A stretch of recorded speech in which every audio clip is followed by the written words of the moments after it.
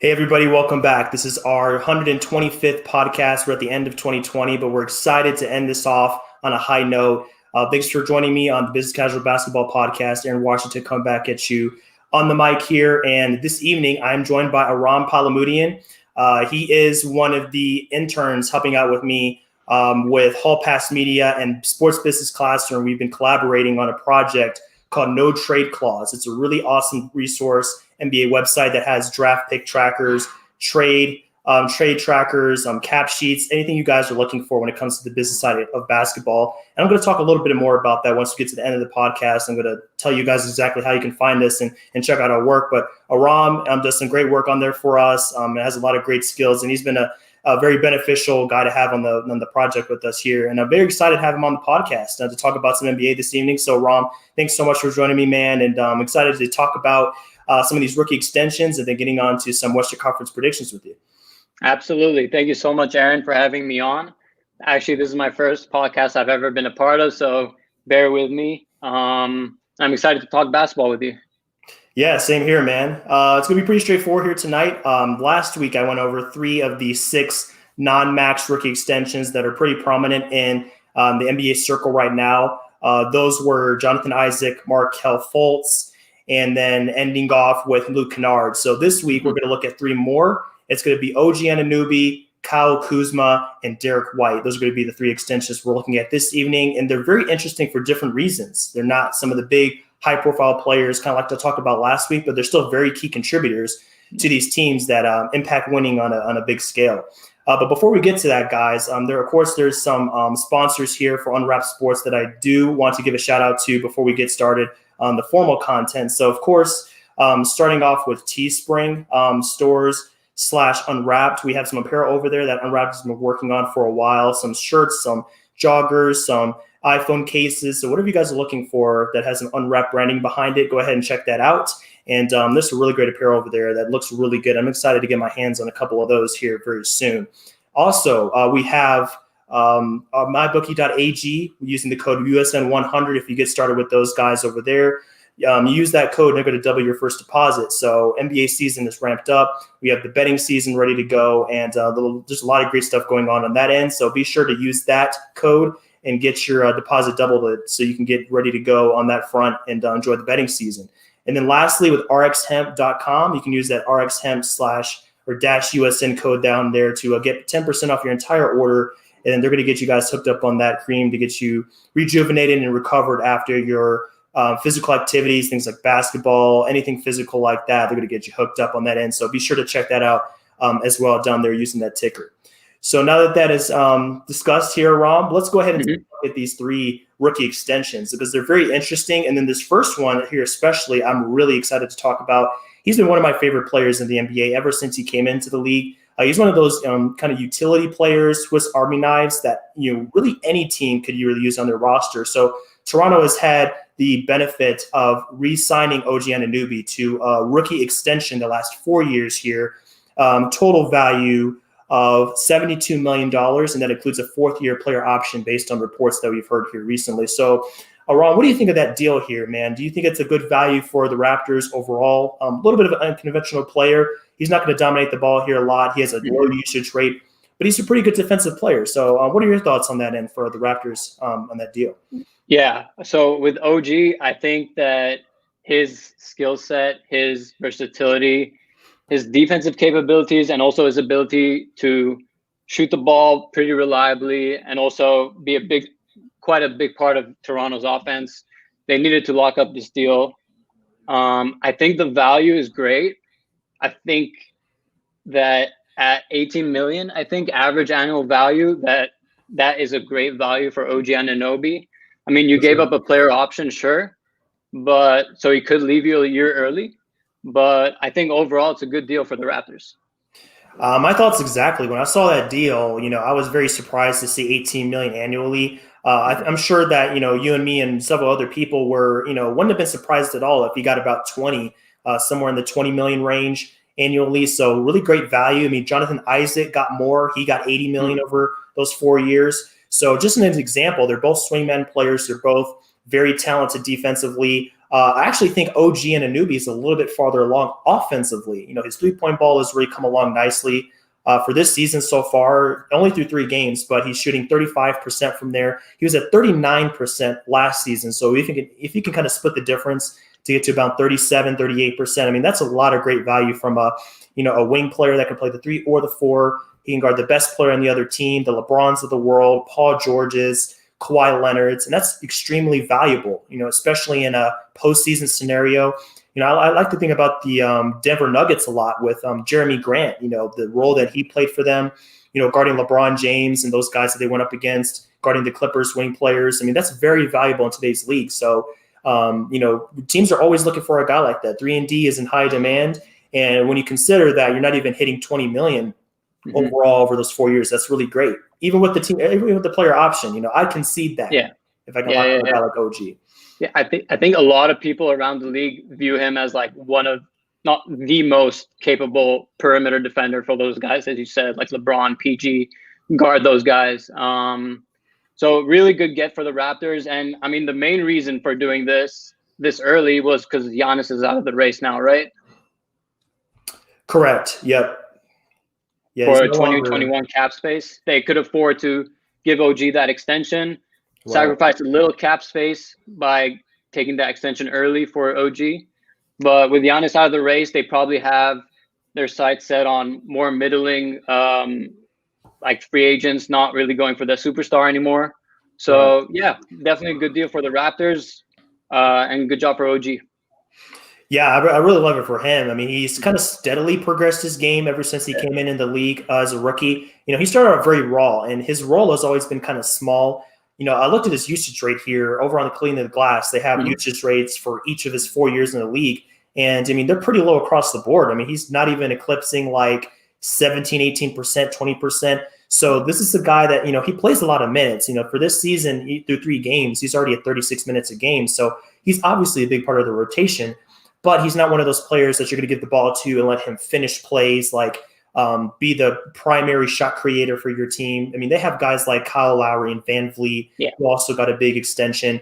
Guys like that can handle that role. But for OG, it's mainly just, hit those threes, guard the best player on the other team, and attack closeouts. Because, with the space that's opened up from, Siakam commanding attention and Kyle Lowry, he can catch the ball on the 3-point line, take it straight to the paint, and he's actually a very strong player. I mean, that's kind of like an underrated part of his game. He's a pretty good finisher. He's very strong, and he can use his body to get into defenders and really just create opportunities at the rim. So across the board, like, he's not a glamorous player, but he's somebody that every team would love to have on the roster. I mean, any way you look at it. And he's only 23, 24. So there's upside there too. You can't really beat that. Absolutely. And when I was looking at Toronto's cap sheet, 2022 and the season of 2022 and beyond that, they only have 4 players on their cap sheet. So that's Siakam, Van Vliet, and Anunoby now, and Malachi Flynn, who they just drafted. So that's a really clean books to have. You have like 3 solid guys there with Siakam, Van Vliet, and Anunoby. None of those guys are gonna like underperform their contracts. Probably they're said they won a championship together. So, yeah, Toronto's looking good, like, moving forward in terms of how clean their cap sheet looks. Yeah, I love that too, man. I mean, Toronto is one of those franchises. They're just really smart with how they sign players. You don't see them going along and signing guys for ridiculous values. Like, when they sign somebody, they're completely sure that it's worth it. You look at Kyle Lowry's last contract. I think it was only 2 years or 3 years. It's $30 million, I believe. But, I mean, for a guy like that, all-star, I mean, it's well worth it, for a guy with years of experience. And then you look at like Van Vliet, Norman Powell, OG Anunoby, Siakam, who it's a guy we've looked at a lot, just looking at doing these cap sheets and, our discussions. And we've all kind of come to a consensus that he's well worth that contract because the floor is very high for players like that. They're great around the edges. They do the little things. They defend. They play hard. So you can't really lose on contracts like that unless they get hurt. And luckily for the Raptors, their guys have been pretty healthy. So I definitely agree with you. Those books do look really good for them going forward. Kyle Lowry's coming off the books, and they're going to have some opportunities. So even though they might not get the Giannis, the big fish that they were looking at, they're still in a great position to really make a great team, even though it might not be a championship caliber team. And, there's worse places to be than that in the NBA. For sure. Any chance Kawhi goes back there next summer? Oh, that would be hilarious, man. Hey, you never know, man. If Paul George throwing up bricks and the Clippers lose by 50, maybe he'll look for greener pastures again. So reunite. Yeah. Reunite, man. That'd be great. But yeah, overall, man, I think OG is a great guy to look at. Fascinating. So, he dominates on defense. So now we're kind of switching gears here and looking at a guy like Kyle Kuzma. He's the inverse of OG. He hasn't been known for doing the small things. He's not really been known as a guy that's going to really dominate on defense. He's not going to dive for loose balls and stuff. Kuzma's MO for his whole career so far has been score, and score some more.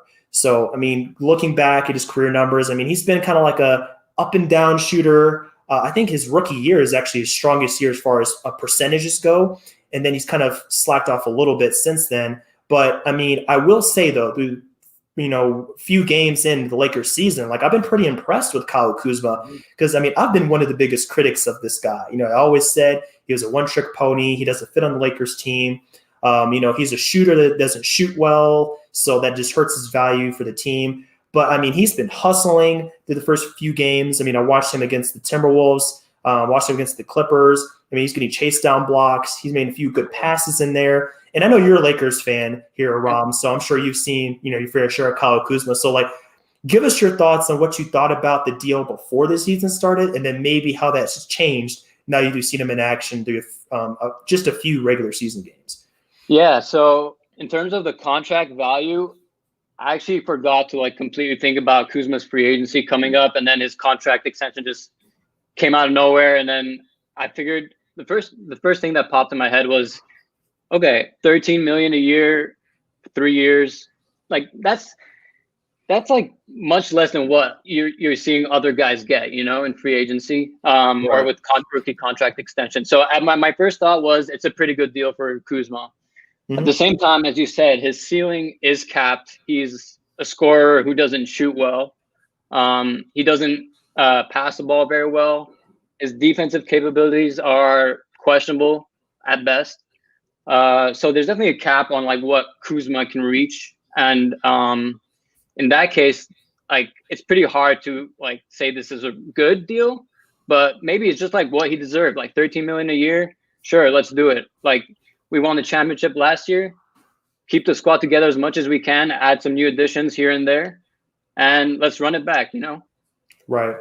I like how you just told. You're just saying basically this is what he's worth. Just plain and simple. Just based on what we've seen so far in his career. And the thing about Kyle Kuzma is he could definitely score the rock. Before LeBron came along and he was kind of working with guys like Brandon Ingram and some of those role players, he was one of the featured pieces on offense, and he was actually a pretty solid scorer. He can go and put up 17, 18 a game for you. So, looking back to that season, that might be more of more accurate indicator on what he can do on a night-to-night basis.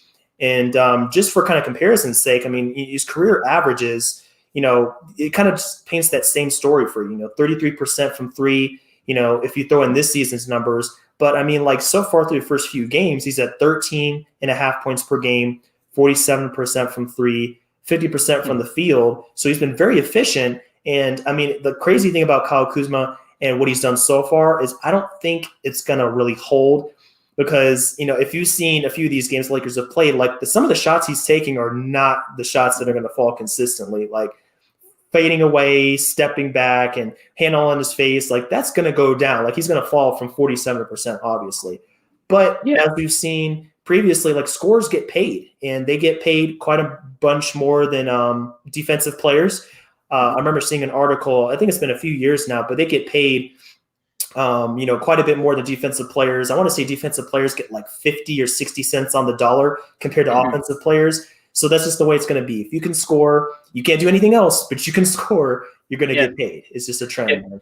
I think we see that with, even though OG got more money than Kuzma, we know that he's a much better player, much better fit on most rosters. So it shows that defensive kind of lower 50 cents on the dollar you're getting with OG compared to Kuzma, where you're getting $1 on the dollar, right on the amount. But he's one of the as you said, the Minnesota Timberwolves game where he was just hitting those shots one after the other. blocking shots. I think a big reason for that was AD being out of that game. Mm-hmm. So I think he felt more confident being in the starting lineup, just like the old days when he was playing with Lonzo and Ingram and those boys. So, yeah, I think he just had more of an opportunity. He took advantage of it, and let's see if it continues. He's like one of the few young guys we have left on the roster. So I like this move to keep Kuzma on the roster. For sure. And I think it kind of lets us know that the Lakers have really taken this approach. Like, this is their roster. They're going to run with it. Like, I don't really think we're going to see any kind of buyouts on their end, kind of crazy deals. Like, they have Kuzma, they have THT, Taylor Horton Tucker over there making some noise, Alex Caruso. So they're pretty much built and they're ready to go. Yeah. I think in all positions, because we got Schroeder too at point guard. We lost Avery Bradley on the wing, but yeah, we can make up for that with like more KCP. Am I missing a shooting guard that we have? I'm not sure. You said KCP, you got Kuzma. Yeah. I guess THT is technically a shooting guard. Yeah. Yeah, I mean, you guys are stocked, honestly. Like Wesley Matthews. Wesley Matthews. That's right. Yep. The poor man's Danny Green. Is that an accurate assessment? Yeah, pretty much. Gotcha. Yeah, I mean, I like the roster all the way around, and Kuzma is just kind of adds on to that depth. And I mean, sure, the Lakers could have looked around to find a trade partner. I'm sure they've had discussions maybe last season about that. They looked around, they thought about it, but ultimately, like, there's not really any kind of major opportunity cost with doing this deal. You go look at their cap sheet, you look at their numbers. They're capped out. They don't have any wiggle room. It's not like they're going to cost themselves 21 cap space or anything like that. Like, they already have their big guns. They're set. So they can re-sign Kyle Kuzma. And then the other thing is, for that third year, I believe there's a player option for his deal as well. So for Kuzma, that's definitely positive. He'll still be in his prime when that deal ends. He'll be in his late 20s. And, for the Lakers, they can move off of him if they so, if it comes down to that, they're not stuck with him for 4 or 5 years. So I think for both sides, it's a low-risk deal. And, I mean, honestly, even if he underperforms, they have pieces that can step in and help, like Markieff Morris. Davis is going to play a lot of minutes for them, obviously. And, they're kind of deep already at those positions. So it's not a huge deal if something goes wrong. Exactly. Yeah, we're looking at a 2+1 here. So definitely not going out 4 years. So that's a positive for sure. Absolutely, man. What do you think about his deal compared to somebody like Serge Ibaka? Like, would you rather see the Lakers pick up like an Ibaka that can play the 4 or the 5? Or do you think like Marc Gasol was just fine for what they needed? Can he just fill that role by himself, honestly? So you're talking about Ibaka instead of Kuz? Yeah. Another, it's something to consider. I should say rather, Serge Ibaka instead of Marc Gasol, I guess is what I was trying to say. Since Kuzma's already on their team, he's bird rights and everything. So, were you cool with that Gasol signing? I was cool with the Gasol signing for sure. Having him 2 years at the minimum, like Marc Gasol can handle the ball, shoot the ball from outside. I think LeBron's going to have a lot of success playing with him. So is AD. Just getting that trio kind of like controlling the offense. Mm-hmm. But I think, first of all, I think Ibaka was a great addition for the Clippers. We'll get into the standings later, but I think Ibaka with the outside shot and his ability to protect the paint inside was a great addition for the Clippers. But they lost Harrell and we got Harrell. So it's kind of like same as last year, except a few pieces moved around. So I'm not really mad about Ibaka joining the Clippers. I think our squad is like pretty solid the way it is. Harrell's been playing great, honestly. Scoring the basket, getting offensive rebounds, playing pick and roll. I love to see it, what Harrell's doing right now. Me too. He's been fantastic. And yeah, like you said, we're going to get into that in just a minute here with the Western Conference predictions. But before we do that, man, we have one more player to cover. This is going to be a guard for the San Antonio Spurs. And we're going back to the kind of, utility players that kind of do a little bit of everything for a team here. So Derek White definitely fits that bill, man. Like, I'm looking at his total contract value, $70 million over 4 years. So a little bit less than OG, but it does include $5 million in incentives based on a report I'm getting here. I'm on hoopsrumors.com. So, if that's the case, that definitely changes the equation a little bit for the Spurs. But overall, like, this is another deal that I think from the surface can seem a little bit excessive. Like, I feel like only the most diehard people really know about what Derek White provides to the team. Like, you go ask somebody that's not a Spurs fan and doesn't watch a lot of basketball. It's like, what do you think about Derek White? And they might say, like, who is that? Like, I mean, I know about, I know about Murray, and I might know about like, some of their other wings, but Derek White is not one of those big names. He's definitely flies under the radar. But I read a piece about him today. Jackson Frank put up a piece on uprocks.com talking about what he offers to the Spurs, and it's two-way capabilities. And he's a good ball handler, pretty good in the pick and roll, can finish at a decent level. Had some great shooting in the bubble before he got hurt. I believe he sprained his ankle, in those seeding games. And then also defensively, he's great on and off the ball. So we're going back to defense again. He's getting rewarded for doing the little things, but he does have a little bit of upside on offense, and he might even be able to do slightly more than OG on that end. So, again, looking at a $70 million for 4 years. Your thoughts on that deal? Is it fair for the Spurs? Fair for Derek? How does this impact their bottom line?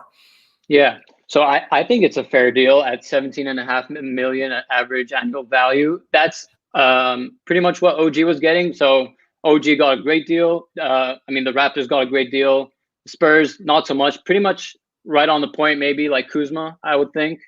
But as you said, he was very underlooked, like throughout his career. Even coming into the draft, he fell to I think the 20s. But he's a relatively older player compared to the rest of these guys. So maybe his ceiling has already been reached, not reached or almost reached. And as we see, like with his sprained ankle, he's already out to start the season. We have to wait and see what his availability is moving forward. True. I mean, you mentioned his age, 26, almost 26 and a half years old already. So, this deal is going to take him through age 30. So, he could get another sizable contract after this is over. He's not going to be extremely old. But for a guy like Derek, combo guard, so we're looking at a guy that also has pretty low usage. Still higher than OG Anunoby, but, he's only broken 20% one season. That was last season. That put him in like the 47th percentile first position. So, pretty average usage. He's not going to dominate the ball at a huge level. But for the Spurs, they have plenty of perimeter options. So they don't need Derek White to be that guy that just, commandeers possessions and, all that good stuff. But, you mentioned that also that he was picked later on in the draft. And as a 29th pick, you're getting a guy that can do these things for you. That's great value. That's a really great return on investment compared to where he got drafted at. And then you look at the overall offensive profile, like, I agree with you. I think it's a good value. It's not like they're getting a steal or anything. I don't think he's going to outperform that deal at 17, 18 million a season. But, for what you're getting, I think it's perfectly justifiable, especially when it comes to defense. I watched some clips of him in the bubble and going back to last season, since obviously we don't have any film for this season yet. And, he had some great plays. He had some really great instincts. He's really strong. He stripped, Luka Doncic a few times, LeBron, AD, like some of these guys, like he's a really solid defender. So when you throw that into good offense, not anything crazy, but good two-way player, like that's a really good return on investment right there. You can't blame the Spurs at all for wanting to lock him up before he hit free agency pretty soon. Definitely. He was a key factor in like pushing the Spurs almost to the playing game in the bubble. As you mentioned, he was playing great. And I think moving forward, like Derek White could be the Spurs' best player, honestly. I think he's playing better than DeJounte Murray overall. And we don't know what's happening with DeRozan. Aldridge is on the downslope. So good for both sides to lock up this deal. And I really like Derek White for sure. Me too. And, last thing on him is really just his upside. And, it might be kind of like a downer for the Spurs. If Derek White's your best player, like, I don't know how far you're going to go ultimately when it comes to like getting a playoff spot or contending or anything like that. But, all things considered, if you lose on DeRozan, LA ends up moving on here pretty soon. He's getting up there in age. Derek White can be a placeholder for him, keep them competitive, because like, honestly, their wing guard rotation is really exciting. Like you look at Murray, you look at him, You look at some of those other guys that they've just drafted, and I believe they drafted Keldon Johnson last year.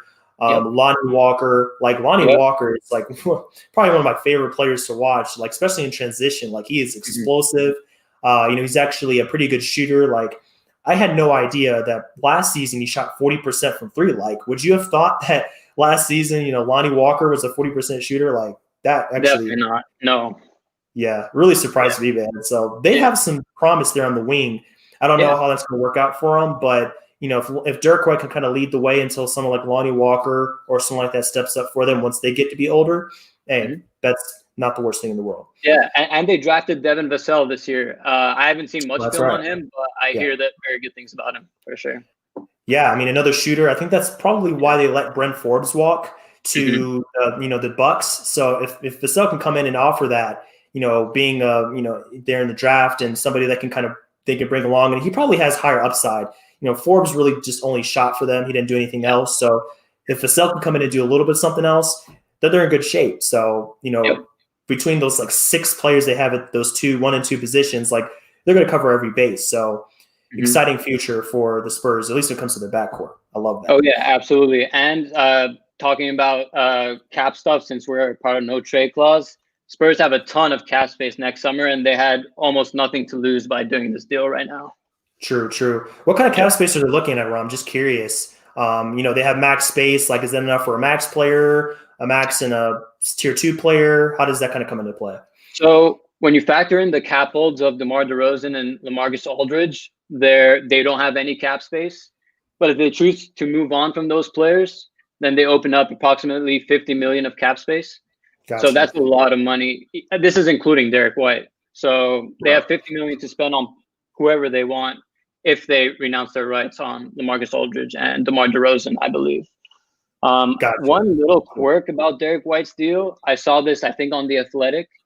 John Hollinger had mentioned that the Spurs should have done a descending contract instead of an ascending contract because of all the space they have next summer. They could have saved money on future years by front-loading Derek White's salary. But unfortunately, for whatever reason, they didn't do that. But it is what it is. Yeah, I mean, on that front, they could have taken a page out of the Orlando Magic's book, because the Magic, I think at this point, are like masters of the descending contract. Yeah. Like you go look at Aaron Gordon and Vucevic. It's funny because like Aaron Gordon is a young player, like he's still in his mid-20s. Vucevic is an older player going into his 30s, and they're both declining. So I guess the Magic are just like, we're playing the long game with this. Like, we don't care if we don't contend this season. We're going to push out our cap space. We're going to push out some room farther out. So I definitely agree with that analysis. Like, especially a guy like him, like he's probably not going to get much better than he is at 26. Like, there's a little bit of more room for a higher ceiling, but I don't see him kind of expanding his role in a big way. So I definitely feel like the descending contract kind of would have benefited them. But either way, pretty solid value for a guy like Derek White. Definitely underrated. More people need to pay attention to him. Absolutely. So if you're ready to go, Aram, I think it's about that time, man. We have the Western Conference predictions. The seeding predictions here, 1 through 15. Me and Aram have taken the liberty of just throwing out some predictions here where we think who we think is going to finish at the top, going all the way down. Of course, the season's already into play. We've kind of seen a little bit from these teams that might give us some indication of where they're headed. But, I am excited to talk about this because our picks differ a little bit here. But I think that's going to be the case no matter who you talk to in the NBA circles, just because the Western Conference is so volatile right now. Like, there's so many great teams. I think 90% of people out there are going to have Lakers, Clippers, somewhere in that order. A few people might have them a little bit lower, not sure. But after that, it's just, a crapshoot. You really don't know. Like, Blazers 3rd, Blazers 8th, Rockets 4th, Rockets 9th. Like, it's just all over the place. So, Ron, why don't you start us off here, man? Like, I'm sure you have the LA teams 1 and 2. But I'm really interested to see who you have after that. And there is one team on that list I'm really eager to talk about because it's definitely a hot take, at least from where I stand. All right, I'm down. Let's do it. So these are updated as of today, taking into account current standings and current injuries, of course. So I have the Clippers as number 1. You want me to just list them down? 1 through 15? Let's get rapid fire. Yeah, okay, cool. Let's do it. So I'll start with Clippers, number 1, even though I'm a Lakers fan. Lakers, number 2. Jazz, number 3. Nuggets, number 4. Then the Mavericks, number 5. Suns at 6. Blazers at 7, Pelicans at 8, Okay. Timberwolves at 9, Rockets down all the way at number 10. Then I have the Kings 11, Spurs 12, Warriors 13, Thunder 14, and Grizzlies 15. You heard it, folks. That's not a typo. That's not anything like that. It's Grizzlies at 15. I haven't seen that one yet, so I'm interested to hear your thoughts on that. But before we hit that up, man, why don't you talk about the Timberwolves pick and what about that team has you higher on their potential for this season? I know a lot of people like myself have them in the lottery again, kind of like the same 12, like 14 range that we've seen in prior seasons. So is it Cat and D'Angelo gelling Edwards? So you think it's going to have a big season? What gets you excited about the Timberwolves and where they're headed? Okay, so I have the Timberwolves jumping up 5 spots from number 14 all the way up to number 9 this year, just in reach of the playing game. And the primary reason for that is their upgrade at point guard. D'Angelo really didn't play a lot of games for them last year.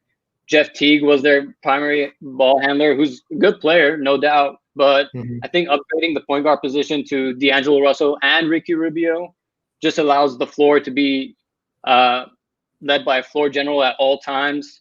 Good point guard to play with Towns for sure at all times. And just, I know Towns is missing some time to start the year, but I'm hoping after a few weeks or something, we'll have Towns back for a few games. And D'Angelo, Karl Towns will figure out the chemistry together.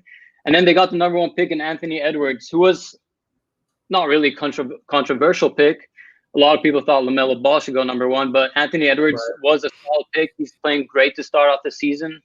He's energetic. He's driving to the basket. He's doing all these crazy step backs that I'm watching on House of Highlights and all that. So, yeah, I just really like the Timberwolves. And I think maybe part of it is all the other teams moving down, pushing the Timberwolves up. So that's definitely something to keep in mind for sure. I like it. Those are good, valid observations, man. Like when you look at D'Angelo and Cat, I mean, they're definitely 2 players that have wanted to play together for a long time. And that's really one of the reasons why I got bummed out over Cat's injury. So they played one game together last season, like you mentioned, and they were just getting to the point where they're like finally going to take off together. And then Cat is out, before we even get 1/10 of the way through the schedule. So definitely a downer for them. It's going to cost them, I think, some games in the beginning. So they're going to have to play a little bit of catch up to kind of get back to a place where they want to be. But I mean, overall, they do have a solid roster. D'Angelo and Rubio, that's a super deep point guard combo. And at times, just watching their first few games, they've played those 2 together. So, I mean, D'Angelo is definitely a guy who can play off the ball. He can be more of like a spot-up shooter in certain spots. And, like a guy like Rubio is going to find him, if he's got any kind of space. So definitely some solid pieces there. Edwards, I do like Edwards. Like he's going to be one of those guys that within 2 or 3 years, he's going to be averaging like close to 20 points a game. Like I can see it already. I can see the shot creation ability, very confident player. He's going to have to work on some of his decision-making. He's definitely had some spots in the first few games where he's missed some open shooters, and that'll come with experience and just learning the system and learning the NBA. But overall, like definitely a great player. I love the pick for the Timberwolves. Like I think that's the guy they should have went after, all things considered. And it kind of fills a little bit of a need for them at the wing. Jarrett Culver is not going to do that for them. Okogie is not going to do that. So they were kind of a little bit lacking. So, I mean, great pickup for sure. I will have some counterpoints on that, though. I have them a little bit lower in my standings. So just going off of what I have, man, like I put the Timberwolves down at 13. So not the bottom. Like I do think they're going to have some good moments. They're going to be a decent team. But it's just tough. Like I look at, their defense, first of all, like D'Angelo and Cat definitely don't inspire a lot of confidence on that end. The other pieces of the roster are definitely going to have to come together to try to compensate for that, which is going to be tough. If you bring in Okogie, definitely not an offensive player. You're going to lose out on that. Malik Beasley can fill in that role a little bit here and there. Edwards probably not going to offer much defense himself. Definitely not a calling card coming in. But yeah, I mean, I do think their offense definitely gives them chance. Like I wouldn't be surprised if they got up higher to that play-in spot. Just because, I think they're offensively like flammable. They can definitely catch fire and the pieces can work together quite well. But it's going to be tough for them, I think. Like it's a tough conference. And there's definitely some holes still on that roster, like backup center. I think they're still a little bit lacking. But yeah, I mean, I'm excited to see where they end up. It's going to be a fun season regardless, whether or not they can kind of hit that projection you have for them. But, I definitely see where they're coming from. Yeah. And a lot of this is also dependent on Karl Anthony Towns coming back healthy, playing well, and helping that team push into the playoff seed. Oh, yeah. Yeah, he is vital. Like, if he's got to be back within 5 games or something like that, if they don't want to lose a lot of ground, that's definitely critical for them. Grizzlies, how are you looking on Memphis? Does that have a lot to do with the Ja Morant injury? Is that why you're dropped them down? Because that's pretty low. Like, I wasn't expecting that. That is pretty low. A lot of it has to do with Ja Morant. I just thought that he is the Grizzlies right now. And as soon as he went down, I saw the timetable of 3 to 5 weeks. I thought to myself, how many games are they gonna win during that time? And then after that, when he does come back, are they just gonna coast, go for another high lottery pick? I just thought that they wouldn't be able to make up the ground that they would lose from the Ja Morant injury. It's definitely possible. Like, I mean, you stated it perfectly. Like, he is the Grizzlies. Like, everything they run is through him. It's kind of like the role Luka has assumed for the Mavericks out there.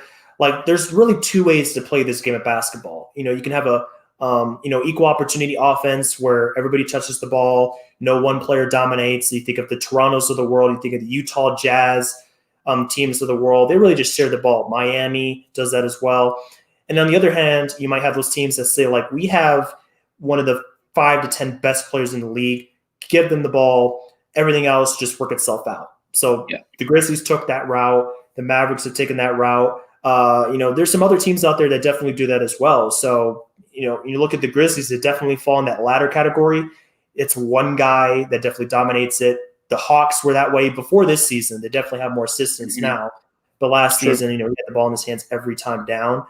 But yeah, I mean, it's going to hurt immensely not having Ja Morant. And the other part of it is they don't have somebody that's really that good to fill in. Like, Tyus Jones is okay, I guess. He's fine. But when you need creation, you need some offensive juice.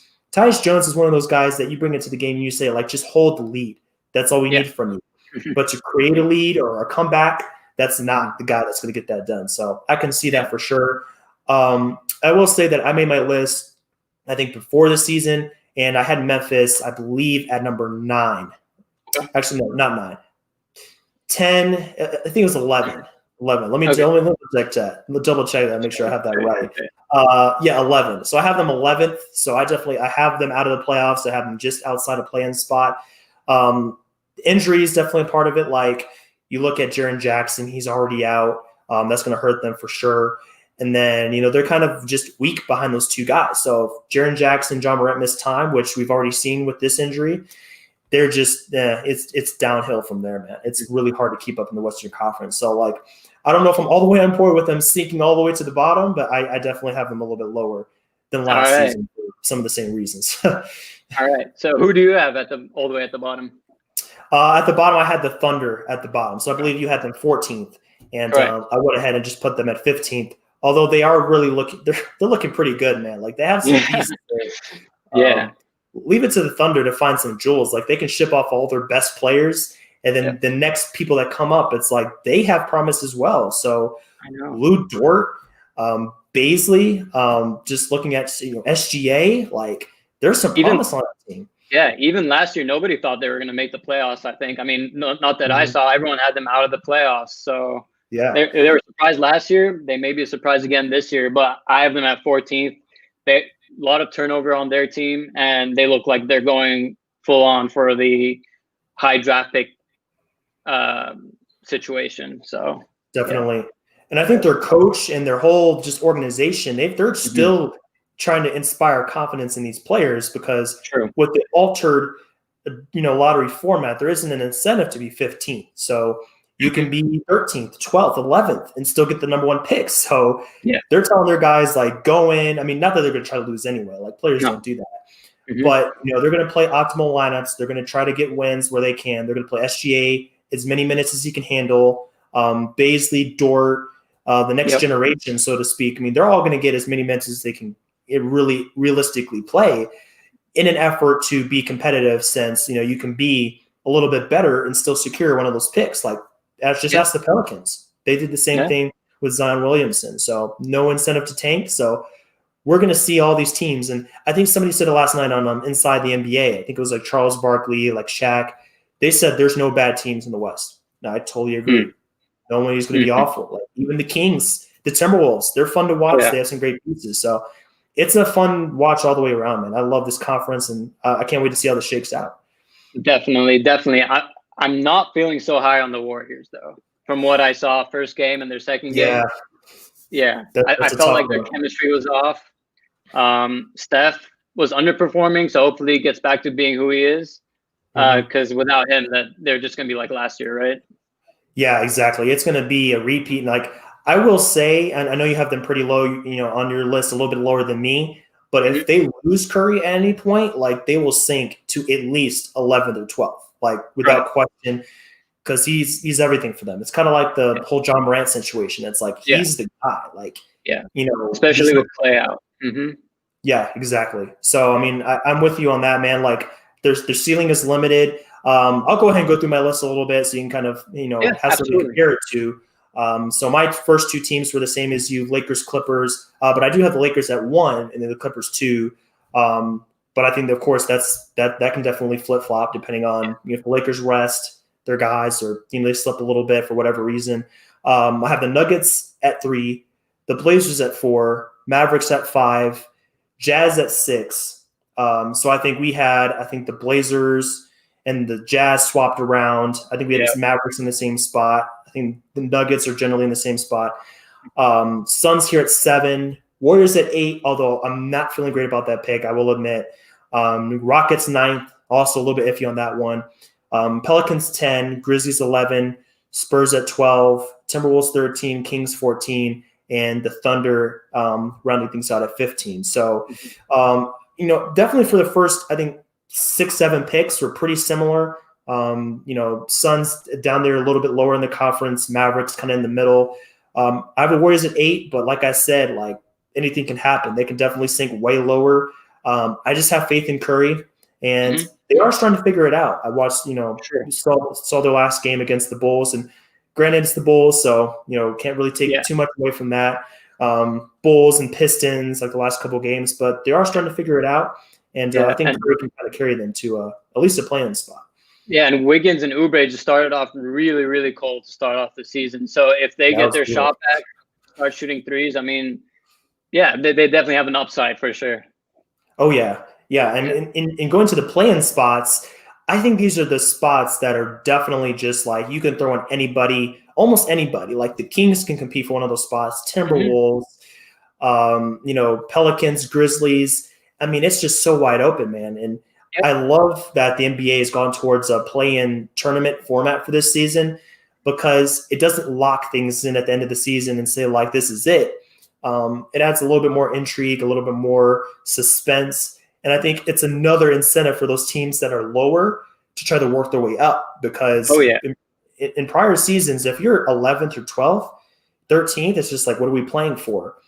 But now, if you can get to 10, you still have a spot to win out to a spot in the playoff, play-in spot. So, we're going to see competitive basketball all the way through all 72 games because you're never really quite out of it unless you're 15. Then maybe you can kind of throw in the towel at that point. But, I love that format, man. All around, it's going to help the NBA in a huge way, especially once we get to the end of the season.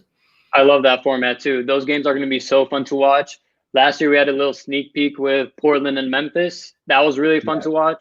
It was. So having it on both the Western Conference and Eastern Conference, if it so happens, then that's gonna be awesome. Those are gonna be really fun games to watch. And as you said, a bunch of these teams in the West can make that 10 seed or the 9 seed and play their win into a playoff spot. All they need to do is win 2 games against the 7 seed or the 8 seed.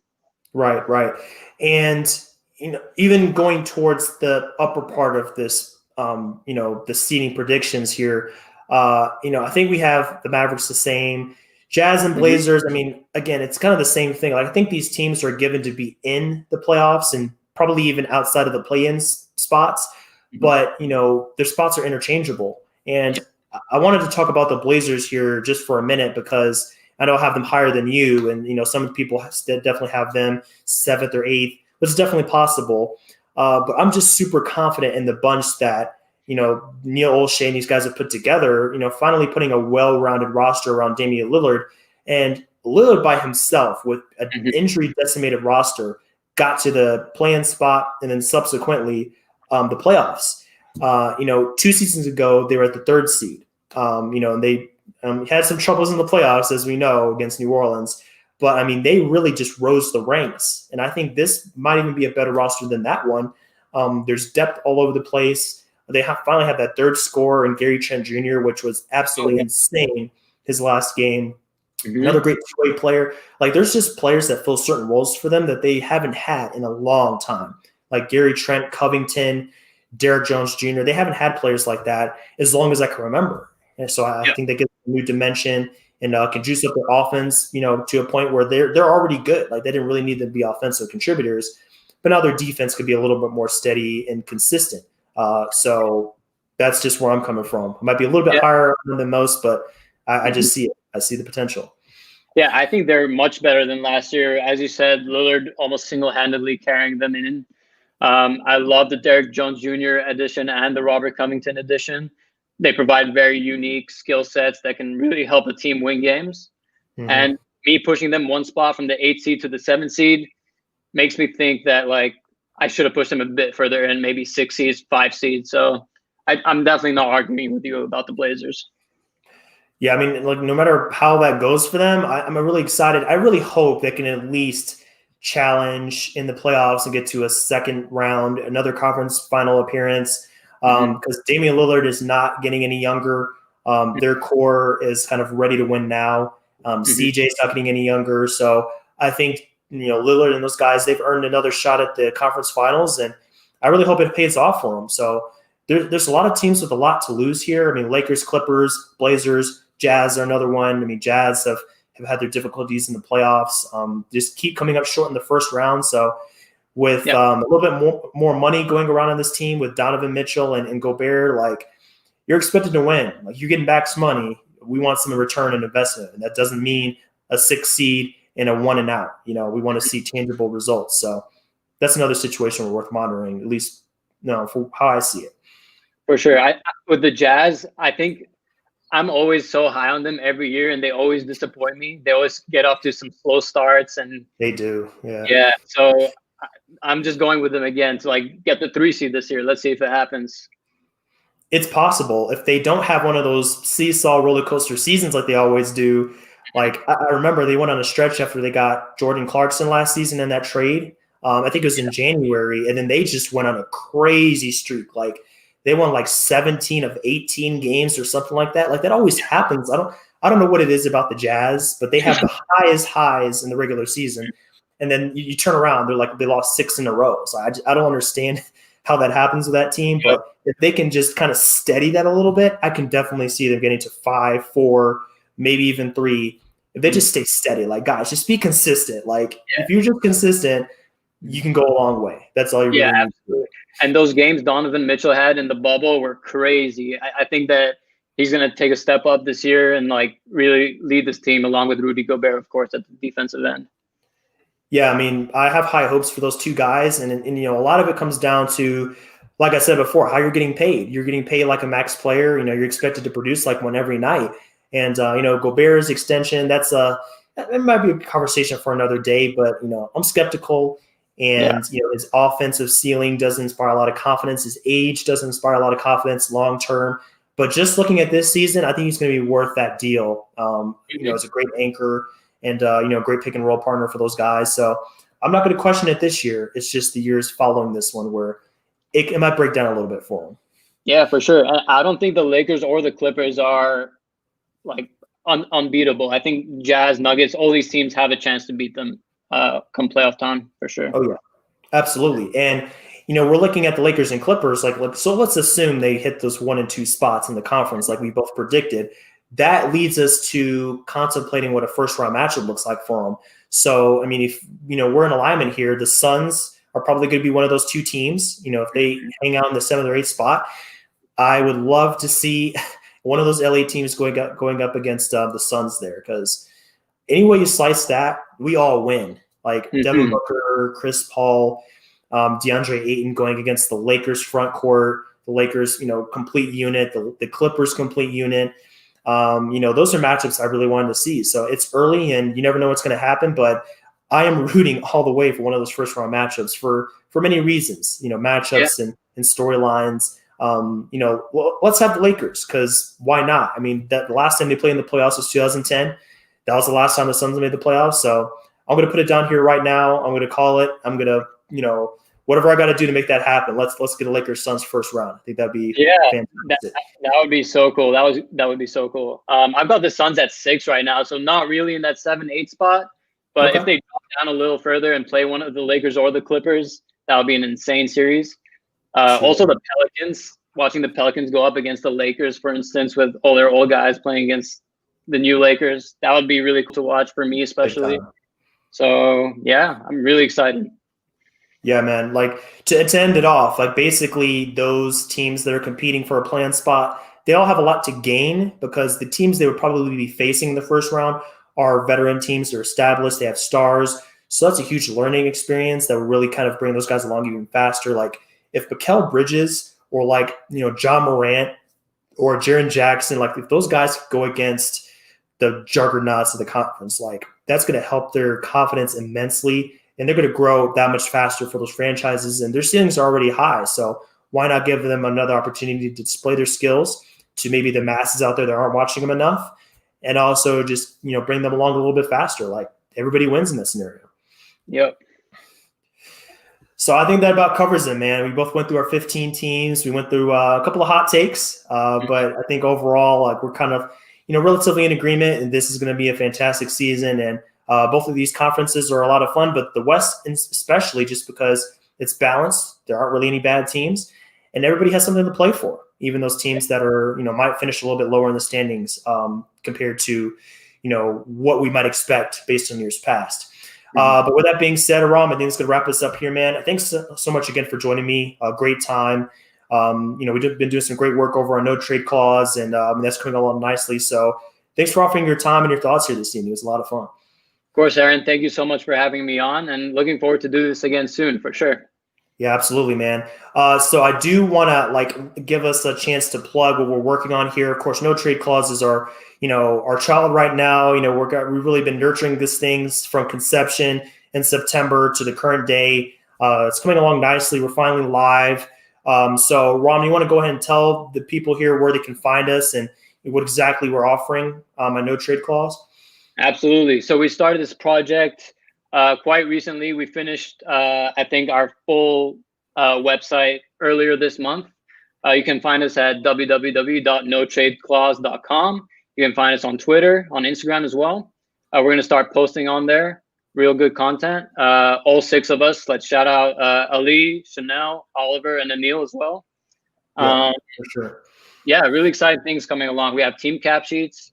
We're going to start doing player sheets as well, having their contract breakdowns, some really interesting stuff, free agent list, draft picks, all the good stuff.